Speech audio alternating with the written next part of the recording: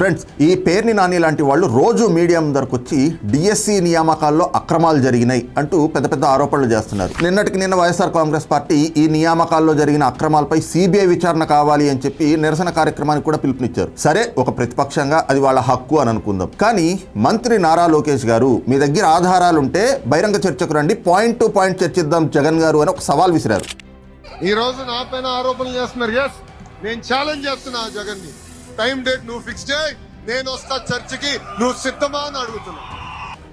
రా, డిఎస్సి పైన డిస్కస్ చేద్దాం, రూపుల పైన మీరు చేసింది డిస్కస్ చేద్దాం. దానికి వీళ్ళ సమాధానం ఏంటి తెలుసా? చంద్రబాబు గారు రాజీనామా చేయాలి, నారా లోకేష్ గారు రాజీనామా చేయాలి అని మాట్లాడుతున్నారు. ఎక్కడైనా అర్థం ఉందా? అసలు పేపర్ లీక్ అయిందంటారు, కానీ వాస్తవం ఏమిటి? ఇది ఒక online computer based test exam. Huge question bank నుంచి క్వశ్చన్స్ అన్ని లాక్ అయ్యి డిజిటల్ కీ తోటే అన్లాక్ అవుతాయి. మరి ఎక్కడ లీక్ అయిందో ఆధారాలు చూపించండి అంటే మాత్రం చర్చకు రారు. ఇంకోవైపు ఏమో స్పోర్ట్స్ కోటాని, రిజర్వేషన్లని మొత్తం స్కామ్ అంటారు. అరే, అంతర్జాతీయ ఒలింపిక్స్ అథారిటీ గుర్తించిన బ్రిడ్జ్ గేమ్ అని పట్టుకుని పేకాట ఆడించారు అని ఎగతాళి చేసిన మీకు స్పోర్ట్స్ కోటాలో ఎలా నియామకాలు జరుగుతాయి, హారిజాంటల్ వెర్టికల్ రిజర్వేషన్లు అంటే ఏంటి అని ఎలా అర్థమవుతుంది అనుకోవాలి? మీరు చేస్తున్న ఆరోపణలకి ఐఏఎస్ అధికారులు ప్రెస్ మీట్లు పెట్టి మరీ పాయింట్ టు పాయింట్ క్లారిటీ ఇచ్చారు. ఇంకో వైపున కోర్టులు కూడా మీరు వేస్తున్న కేసులకి ఎలాంటి ఆధారాలు లేవని ఆ కేసుల్ని డిస్మిస్ చేస్తున్నాయి. అయ్యా పేర్నాని గారు, ఏళ్ల తరబడి కష్టపడి పగలు రాత్రి చదివి జాబ్ సాధించిన 16,000 మంది టీచర్ల కష్టాన్ని, వాళ్ళ ప్రతిభను దొంగలు అని బ్రాండింగ్ చేయడం ఎంతవరకు సమంజసం? మీ దగ్గర నిజంగానే ఆధారాలుంటే లోకేష్ గారు ఛాలెంజ్ స్వీకరించి